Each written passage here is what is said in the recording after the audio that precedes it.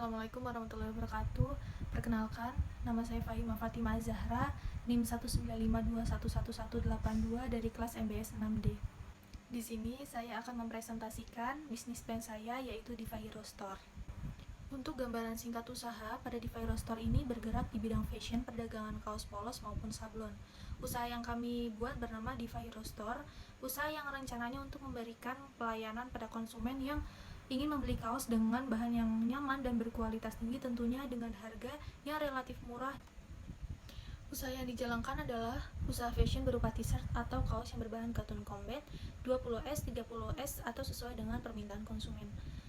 Usaha ini kami beri nama Diva Hero Store yang diambil dari nama panggilan struktur organisasi kami, yaitu Dinda, Farita, Hima, dan Roshi.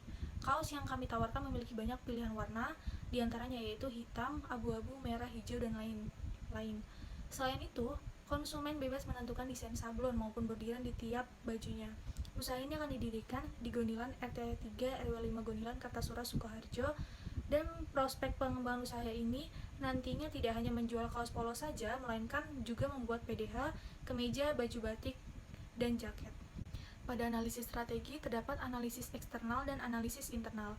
Untuk analisis eksternal, yang pertama ada analisis pelanggan, di mana segmen pasar dari produk Diva Hero Shop adalah mulai dari kalangan bawah, menengah, dan atas. Hal ini dikarenakan Diva Hero Shop mematok harga yang relatif murah sehingga dapat dijangkau bagi semua kalangan. Untuk analisis kompetitor, untuk pesaing seringkali muncul apabila banyaknya permintaan produk, tetapi produsen produk tidak banyak. Dengan adanya pesaing yang banyak bermunculan, kami menginovasi produk dengan harga yang terjangkau. Selanjutnya pada analisis pasar, yaitu target pasar dari produk Diva Hero Shop adalah dari seluruh kalangan. Usaha ini bertujuan untuk memasarkan produk pada masyarakat umum, bukan hanya dari kalangan tertentu, seperti pelajar atau komunitas. Pada analisis lingkungan, produk Diva Hero Shop di masyarakat tentu dapat menarik pelanggan. Masyarakat juga akan mudah menerima adanya produk Diva Hero Shop karena produk ini dapat dijumpai sehari-hari dan akan terus diperlukan. Untuk analisis internal, terdapat kekuatan modal, yaitu keuangan modal erat kaitannya dengan modal usaha. Modal usaha berasal dari penanaman modal bersama dari orang-orang penting dalam usaha. Untuk produksi atau operasional, produk yang ditawarkan memiliki standar kualitas yang akan disebarluaskan ke masyarakat atau konsumen. Setiap pesanan yang masuk akan kami cek ulang sebelum masuk produksi. Selanjutnya ada sumber daya manusia. Terkait sumber daya manusia atau orang yang terlibat dalam melaksanakan usaha kami telah melakukan pengamatan terhadap karyawan terkait kemampuan dalam produksi, operasi, pemasaran, dan juga keuangan.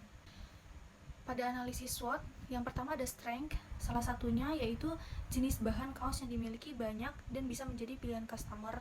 Untuk weakness, salah satunya yaitu tempat pengerjaan yang kurang luas, proses pengerjaan membutuhkan waktu yang sedikit lama. Untuk opportunities, salah satunya yaitu permintaan pasar yang ada terus-menerus dengan banyaknya acara seminar, gathering, mahasiswa, dan konser yang memerlukan kaos sablon, PDH, dan lain-lain. Untuk threat, salah satunya yaitu mulai banyak produsen yang membuka usaha konveksi kaos dengan peralatan yang lebih canggih. Untuk rencana produksi, yang pertama ada jenis produksi. Pada jenis produk yang kami buat adalah kaos polos yang dapat melengkapi style modern pada seseorang sehingga pengguna lebih percaya diri dalam berpakaian. Untuk proses pembuatan, yaitu pada hari Senin sampai hari Sabtu, pukul 7 sampai 16 sore atau jam 4 sore. Untuk lokasi usaha berlokasikan di Gonilan RT 3 RW 5 Gonilan, Kartasura, Sukoharjo. Untuk kebutuhan bahan baku, dalam kebutuhan bahan baku pembuatan kaos, yang pertama ada kain, benang, dan jarum. Untuk kebutuhan peralatan, terdapat mesin jahit, mesin potong, setrika uap, dan mesin press uap. Untuk proses produksi, yang pertama, memilih bahan yang akan digunakan. Tahap kedua, menentukan desain. Yang ketiga, pemilihan ukuran atau size. Yang keempat, ada cutting atau pemotongan kaos. Yang kelima, ada penyablonan. Dan yang keenam, ada penjahitan. Serta tahap terakhir yaitu finishing atau packaging. Dimana untuk tahap finishing atau packaging ini, kaos akan dibersihkan dari sisa-sisa proses penjahitan, merapikan potongan benang, dan dikemas untuk siap diberikan kepada customer. Untuk rencana pemasaran, yang pertama ada gambaran umum pasar. Terdapat segmen pasar, yaitu pada usaha kaos ini adalah semua kalangan dari berbagai kalangan, dari anak-anak, remaja, dewasa, hingga tua dapat memakai produk dari kami. Untuk target pasar, pada usaha ini adalah semua masyarakat yang lebih terkhusus pada penggemar kaos atau kaos custom. Selanjutnya untuk posisi pasar, karena produk yang kami produksi familiar, tentu banyak pesaing yang menjual produk yang sama. Dengan demikian, kami berusaha untuk terus berkreasi dan melakukan berbagai cara agar dapat mempertahankan usaha ini. Untuk rencana pemasaran yang kedua, ada strategi pemasaran perusahaan atau strategi 4P.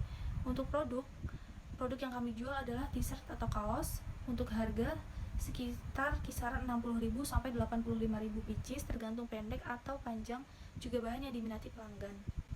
Untuk tempat didirikan di Gonilan RT3 RW 5 Gonilan Kartasura Sukoharjo.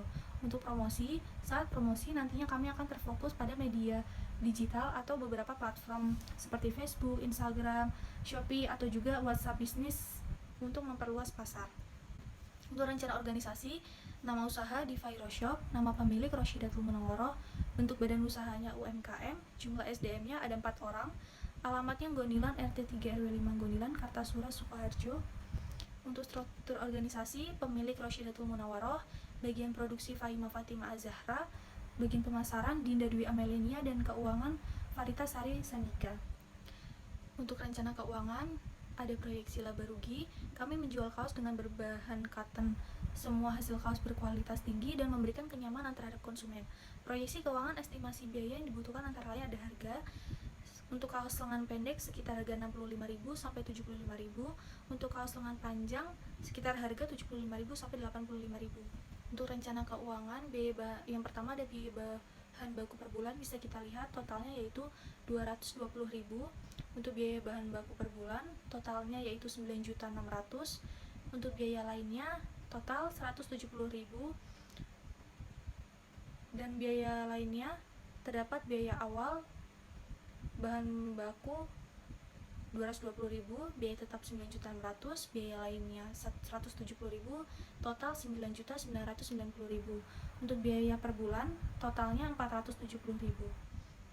Untuk biaya laba rugi, terdapat penjualan dengan laba kotornya kita dapat 3 juta dan biaya-biaya berjumlah 2.830.000.